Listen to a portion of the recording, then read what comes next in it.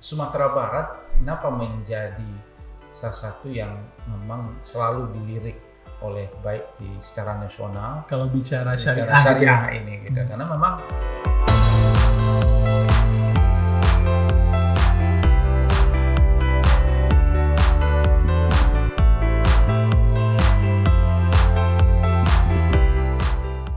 Assalamualaikum warahmatullahi wabarakatuh. Halo sahabat Eksyar, apa kabar Anda hari ini? Semoga sehat selalu dan lancar segala aktivitasnya. Kita kembali berjumpa dalam Pojok Literasi Syariah bekerja sama dengan Bank Nagari. Pemirsa, ada sesuatu yang membanggakan bagi masyarakat Sumatera Barat, juga pemerintah hari ini, karena baru-baru ini pemerintah Provinsi Sumatera Barat mendapatkan penghargaan, yaitu penghargaan untuk lembaga keuangan atau perbankan syariah di Indonesia dalam bentuk penghargaan Adinata Syariah. Ini cukup membanggakan pemirsa, dan tentunya apa saja proses-proses yang sudah dilalui oleh Kadek Sumatera Barat sendiri untuk mencapai hal ini, karena sebelumnya pernah bertengger di nomor 2 dan hari ini ternyata mendapatkan juara umum pemirsa. Dan tentunya hari ini Sobat Eksyar, kami menghadirkan seorang narasumber yang luar biasa. Beliau adalah Direktur Eksekutif dari Komite Daerah Ekonomi dan Keuangan Syariah, yang mana hari ini beliau juga menjabat sebagai Sekretaris Umum dari Masyarakat Ekonomi Syariah Sumatera Barat, Bapak Dr. Ahmad Wira. Assalamualaikum Pak Wira. Waalaikumsalam warahmatullahi wabarakatuh. Apa kabar Pak hari ini? Alhamdulillah sehat. Sangat cerah sekali wajahnya hari ini ya, karena mendapatkan penghargaan ini kayaknya. Inilah kita sangat berbangga, pemerintah Sumatera Barat mendapatkan penghargaan Adinata Syariah sebagai salah satu memang momentum yang menggambarkan bahwa bagaimana pemerintah daerah giat dalam melakukan pengembangan ekonomi syariah. Oke, sebenarnya Adinata Syariah ini program apa Pak? Apakah memang langsung dari pemerintah pusat atau presiden dalam hal ini? Boleh Pak jelaskan terlebih dahulu? Sebenarnya program Adinata Syariah ini adalah memang penghargaan yang diberikan oleh Komite Nasional Ekonomi dan Keuangan Syariah terhadap provinsi yang memang mengembangkan atau melakukan inovasi terhadap pengembangan ekonomi syariah. Dan kita tahu bahwa Komite Nasional Ekonomi dan Keuangan Syariah ini adalah komite di Indonesia yang satu-satunya ketuanya langsung Bapak Presiden, Bapak Jokowi. Oke. Dan kalau di daerah biasa katanya gubernur ya Pak ya? Kalau untuk di daerah kita kenal dengan Komite Daerah Ekonomi dan Keuangan Syariah yang langsung diketuai oleh Bapak Gubernur Buya Mahdi Ansarullah, dan wakilnya adalah Bapak Wakil Gubernur Pak Audi, dan sekretaris langsung Sekda. Nah, jadi secara struktur maka Komite Nasional ataupun Komite Daerah ini adalah merupakan lembaga yang sangat strategis bagaimana menyatukan dalam gerak baik untuk mengedukasi dan literasi terhadap ekonomi syariah di daerah. Oke. Sebenarnya Adinata Syariah ini sejak kapan Pak digulirkan? Sebenarnya Adinata Syariah ini sudah digulirkan 3 tahun terakhir ini.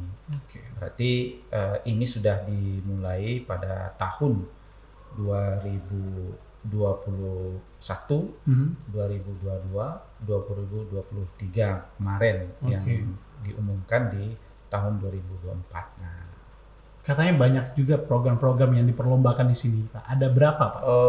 Setidaknya sebenarnya ada di 10 kategori yang dijadikan sebagai indikator penghargaan itu. Pertama ada kategori inovasi ekonomi syariah, kemudian ada kelembagaan daerah, kemudian keuangan mikro syariah, industri produk halal, keuangan sosial syariah, kemudian sektor ekonomi hijau dan berkelanjutan, kategori terhadap zona khas, dan juga keuangan sosial syariah. Di dalamnya juga terkait dengan bagaimana program inkubasi usaha syariah. Nah, inilah sebenarnya 10 kategori yang akan dikembangkan, termasuk yang dikembangkan itu adalah untuk bagaimana mengembangkan habit trend himpunan ekonomi dan pengusaha untuk pesantren. Baik. Oke, kita tahu bahwasannya di tahun 2022 Pemprov Sumbar mendapatkan sebanyak 7 kategori dari 10 yang diperlombakan. Lalu di tahun 2023 meningkat jadi 9 penghargaan dari 10 kategori. Dan hari ini, tahun 2024 ini terjawab sudah usaha keras, effort yang begitu luar biasa dari KDEKS Sumatera Barat menyabet seluruh kategori dan 4 diantaranya juara 1 seperti itu. Sebenarnya apa yang menjadi alasan utama Pak Wira sehingga pemerintah pusat dalam hal ini menggaungkan betul tentang ekonomi syariah ini di Indonesia, Pak? Benarnya begini, jadi ketika kita membuka roadmap-nya ekonomi syariah Indonesia yang dibikin oleh Komite Nasional Ekonomi Syariah, maka di situ kan bagaimana menjadikan Indonesia sebagai pusat pengembangan ekonomi dan keuangan syariah dunia. Nah, lalu semua aspek ekosistem yang terkait dengan ekonomi syariah itu, maka dia menjadi sasaran bagi untuk pengembangan ekonomi syariah. Nah, khusus kita di Sumatera Barat, Komite Daerah Ekonomi dan Syariah, kita memiliki visi bagaimana menjadikan Sumatera Barat menjadi pusat pengembangan ekonomi dan lembaga keuangan syariah terdepan di Indonesia. Nah, ini sebenarnya begini, Sumatera Barat kenapa menjadi salah satu yang memang selalu dilirik oleh baik secara nasional kalau bicara syariah ini gitu. Karena memang ada beberapa hal ya, termasuk bagaimana Pak Wapres, Pak Profesor Kiai Haji Ma'ruf Amin, dia melihat bahwa potensi pengembangan di ekonomi syariah itu adalah di Sumatera Barat itu sangat luar biasa. Karena itu juga lah Sumatera Barat dilirik dan mungkin potensinya juga besar pada akhirnya memenangkan dari kategori-kategori yang ada tadi ya Pak ya. Ya, inilah sebenarnya pemerintah daerah Provinsi Sumatera Barat dalam hal ini tentu komitmen dari gubernur, kemudian di OPD yang terkait, bagaimana bisa untuk melakukan pengembangan di berbagai bidang. Karena kemarin itu kita sebenarnya dapat untuk juara 1 itu ada di industri halal, kemudian di inovasi terhadap keuangan syariah, dan juga terhadap kelembagaan. Maka ini kan menjadi kebanggaan bagi kita Sumatera Barat untuk menjadi juara umum dalam Adinata Syariah ini. Namun di balik itu tentu Adinata atau anugerah itu hanyalah bahagian penilaian yang menunjukkan bahwa memang kita Sumatera Barat, pemerintah Sumatera Barat peduli dalam pengembangan ekonomi syariah. Nah, ini ada beberapa hal yang menjadi faktor pendukungnya. Pertama sekali adalah memang dengan adanya kita diakui dan disahkannya Undang-Undang 17 tahun 2022 tentang Provinsi Sumatera Barat yang memiliki dan mengakui filosofi adat Basandi syarat Basandi Kitabullah, maka secara hukum, karena memang indikator yang digunakan itu ada 3 ketika setiap kategori itu, dari regulasi, kemudian dari praktek ekonomi syariah itu sendiri, kemudian dari dukungan masyarakat. Jadi dari sisi regulasinya, maka kita misalnya mau pengembangan inovasi, maka ada enggak regulasinya? Industri halal ada enggak regulasinya? Itu salah satu indikator yang digunakan dalam penilaian itu. Kalau sudah Sumatera Barat sudah mendukung akan hal itu dalam bidang maka regulasi, bagi Sumatera Barat dengan adanya undang-undang itu poin besar bagi Sumatera Barat untuk bisa mengembangkan ekonomi syariah di Sumatera Barat. Karena memang kita tahu bahwa praktek-praktek ekonomi syariah itu kan sudah menjadi tradisi bagi masyarakat Sumatera Barat.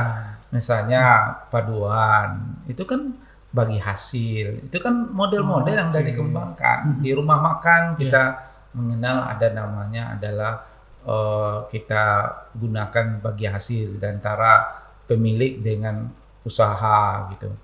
Nah, sistem mato dan lain sebagainya. Artinya ini sudah sejak lama sudah berlaku di Sudah Ranah Minang ya, berlaku. Pak ya. Lalu sekarang ini dijadikan regulasi juga mendukung dan mengakui dengan filosofi adat sandi syarak sandi kitabullah. Artinya masyarakat Sumbar pun sangat mendukung akan hal ini di saat program-program ini hadir di tengah-tengah mereka gitu, Pak. Iya, karena memang ini sudah menjadi filosofi bagi Iya. masyarakat Sumatera Barat. Gitu. Baik, tapi yang jadi pertanyaan besar dari masyarakat hari ini, bagaimana sih sejarah lahirnya KDEKS di Sumatera Barat sendiri, Pak? Sejak kapan ini mulai bergulir seperti itu? Nah, begini, kita tahu bahwa lembaga-lembaga yang peduli dengan ekonomi syariah itu adalah cukup banyak sekali. Ya. Ada kita kenal dengan Ikatan Ahli Ekonomi Syariah, kemudian ada Masyarakat Ekonomi Syariah. Ya. Maka lalu di tiap-tiap instansi di tingkat kementerian, maka pada awalnya bergerak untuk pengembangan ekonomi syariah itu secara individu, tidak secara bersama-sama atau kolaborasi. Maka kehadiran Komite Nasional yang awalnya hanya Komite Nasional Keuangan Syariah, kemudian dijadikan sebagai Komite Nasional Ekonomi dan Keuangan Syariah adalah bagaimana kita dalam pengembangan syariah itu antar kementerian itu bergerak bersama. Nah, lalu Komite Daerah Ekonomi dan Syariah khususnya kita di Sumatera Barat, maka ini adalah muncul ketika kita merasakan banyaknya lembaga-lembaga yang menggunakan itu, maka dari masyarakat ekonomi syariah mengusulkan ke Komite Nasional Ekonomi dan Keuangan Syariah secara tertulis mengajukan, waktu itu adalah Ketua Masyarakat Ekonomi Syariahnya Buya Mahdi dan kebetulan saya sebagai Sekretaris MES, menyurati Komite Nasional Ekonomi Keuangan Syariah Nasional untuk bisa mendirikan komite daerah di daerah khususnya di Sumatera Barat. Nah, inilah yang menjadi awalnya dari MES berarti. Dari MES lah yang menyurati secara apa gitu.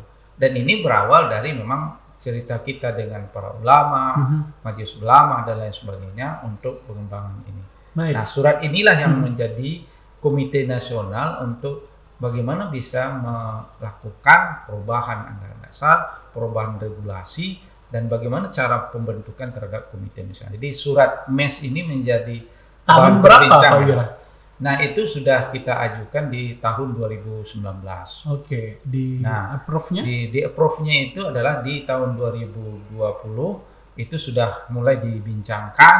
Kita diberikan tugas oleh Komite Nasional Ekonomi dan Keuangan Syariah bagaimana sambutan masyarakat. Maka waktu itu saya sebagai Sekretaris MES, Buya Mahdi sebagai Ketua Masyarakat Ekonomi Syariah melakukanlah, karena itu kan masa COVID. Lalu kita melakukan komunikasi melalui Zoom dengan para akademisi. Kita undang dari pakar-pakar ekonomi Islam dari UIN, dari Universitas Andalas, kemudian UMP, dan dari ormas-ormas termasuk Nahdien, termasuk Muhammadiyah, dan juga Majelis Ulama Indonesia. Artinya kalau seperti itu, dengan adanya Komite Nasional Ekonomi Syariah, ini tidak otomatis ada di daerah atau di provinsi berarti Pak? Kita mesti mengajukan dulu? Pada awalnya sebenarnya itu hanya berada di Komite Nasional. Tetapi karena kita lihat bahwa pekerjaan untuk edukasi literasi ekonomi syariah itu juga adalah di daerah beratnya, maka sepertinya kalau komite ini hanya secara nasional, dia tidak punya kaki. Maka Sumatera Barat lah yang pertama kali mengusulkan untuk bisa didirikan komite daerah. Hari ini sudah berapa Pak? Nah, kita tahu bahwa sampai hari ini sudah ada sekitar 29 komite daerah ekonomi dan syariah, dan itu diawali Sumatera Barat. Jadi komite daerah ekonomi dan keuangan syariah pertama itu adalah di Sumatera Barat yang dilantik pada tanggal 25 Mei 2022. Ini cukup membanggakan juga. Pantasan ya kita menjadi salah satu pionir lahirnya KDEKS daerah ya Pak ya. Nah, inilah yang menjadikan kita dapat kategori inovasi dalam kelembagaan itu, karena kita pendiri pertama Komite Daerah Ekonomi Syariah itu. Biasanya kalau udah dapat penghargaan banyak ini, banyak daerah yang mencontoh juga ya Pak ya? Ya, jadi beberapa kita sudah dikunjungi oleh beberapa daerah, baik dari provinsi Riau, kemudian juga dari Sumatera Selatan, dalam rangka untuk melakukan pendirian awal-awal dalam pemerintahan daerah ini. Nah, yang sangat menarik sebenarnya juga kita mencoba juga mendorong bagaimana komite daerah ini tidak hanya di tingkat Sumatera Barat, tapi di tingkat kabupaten kota. Ya, grassroots-nya lagi semakin ke bawah. Gitu. Nah, alhamdulillah sekarang kitalah satu-satunya yang sudah punya komite nasional, komite daerah ekonomi dan keuangan syariah di tingkat kabupaten kota. Ini sudah ada di Kota Pariaman.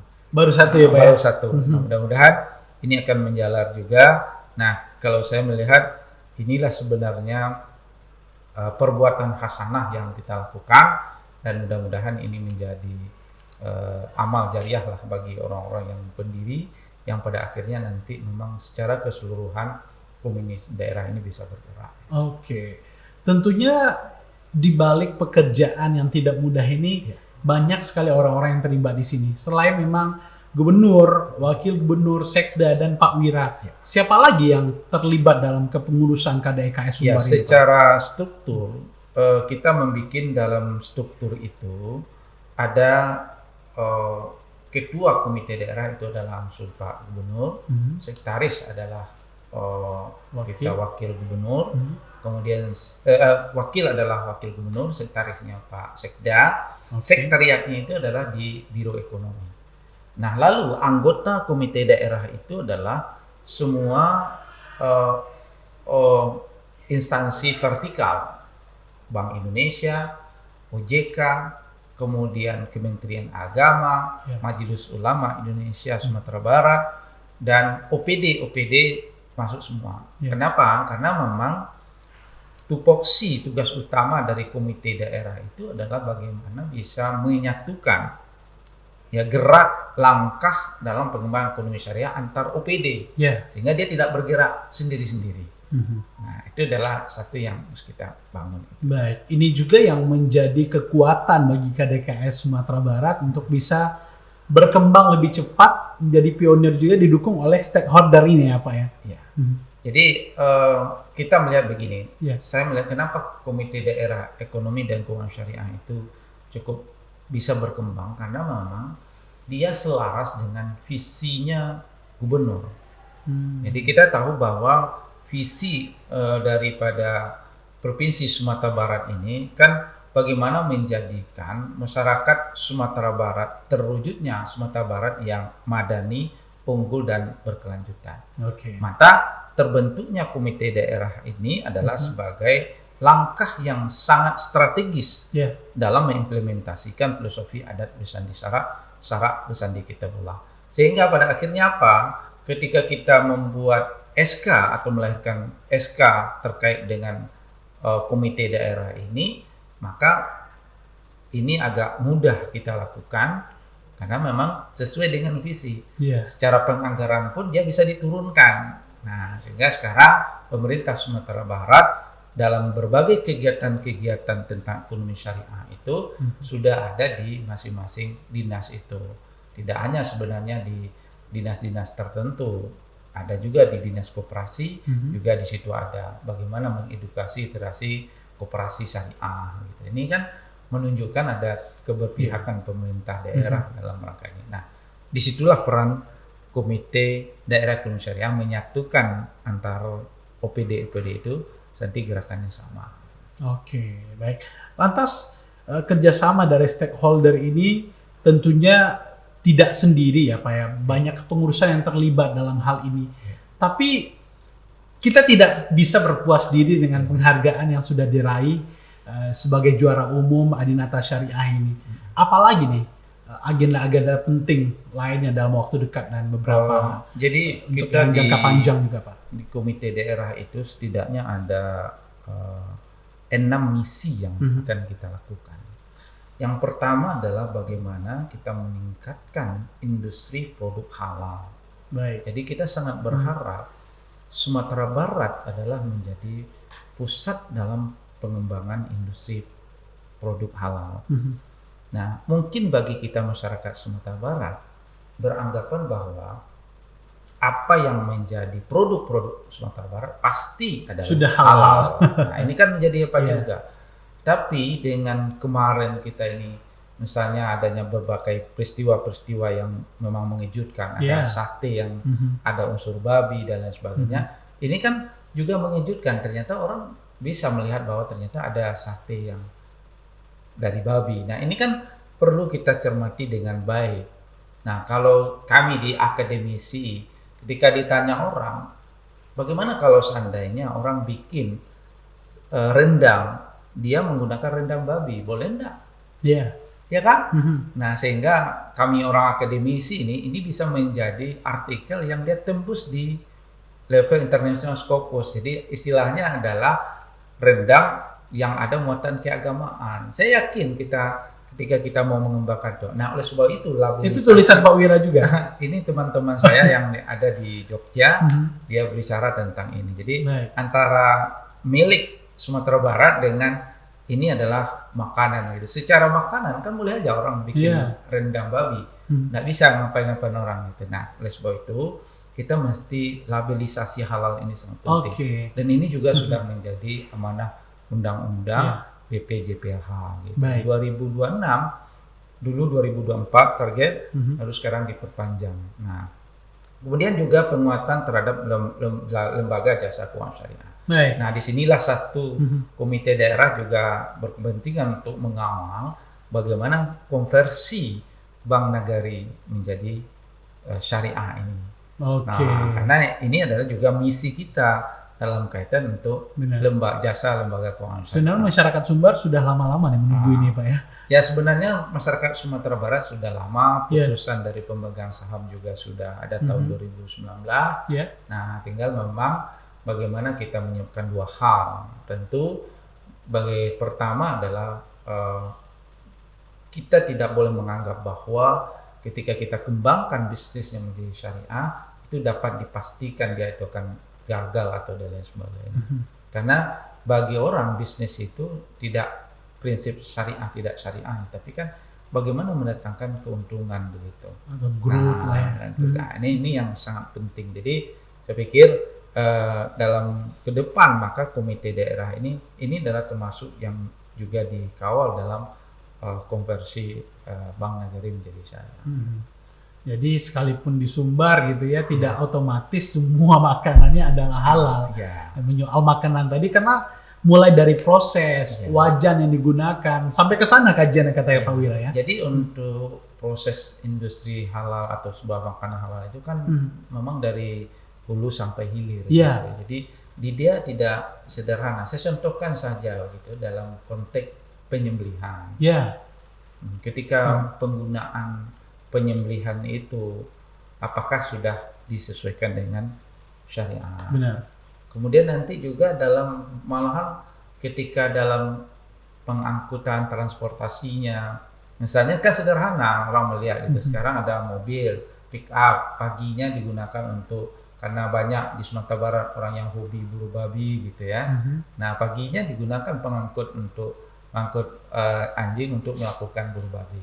Nah, sorenya dibawa daging di sana. Ini kan sudah menjadi menarik juga kita lihat ini. Tapi kalau persentase dari produk halal dari Sumatera Barat ini berapa persen yang sudah tersertifikasi halal seperti itu? Kalau dari sisi sertifikasi halal, karena memang kemarin dari data yang ada ini memang baru lebih banyak itu memang yang self declare. Artinya yang memang pengakuan dari pengusaha itu sendiri seperti ripik, makanan ringan gitu. Nah, untuk tempat penyembelihan sudah ada yang kita kenal dengan sertifikasi penyembelihan yang sudah disertifikasi. Kemudian untuk ada beberapa yang sudah dilatih menjadi juru sembelih halal atau jileha. Nah, namun kita lihat bahwa ini belum memadai karena untuk ini kan tidak semua daerah yang sudah memiliki tempat penyembelihan yang sudah tersertifikasi halal. Baik, artinya karena memang persentasenya belum terlalu besar ya Pak Wiranya, belum. ini salah satu ya tugas utama juga bagi KDKS Sumatera DKS Barat untuk dalam menggenjot hal ini. mengedukasi, literasi dan lain sebagainya, masuk ke berbagai OPD dan sebagainya gitu. Nah, untuk penguatan khusus untuk keuangan syariah, kita sudah memulai bagaimana pemerintah daerah sudah penempatan dananya di provinsi di unit usaha syariah, kemudian ini sudah diiringi oleh 2 kabupaten kota, Kota Pariaman dan Kota Solo. Nah, jadi Solo lagi running. Jadi sudah diiringi dengan penempatan dananya di unit usaha syariah. Jadi strategi kita hari ini kita ingin membesarkan unit usaha syariah sehingga pada akhirnya cita-cita mengkonversi Bank Nagari itu menjadi syariah itu akan berjalan mulus gitu ya. Terima kasih banyak Pak Wira sudah berbagi banyak hal di sini tentang bagaimana ekonomi syariah masih lestari dan semoga akan lebih masif lagi di Sumatera Barat ke depan.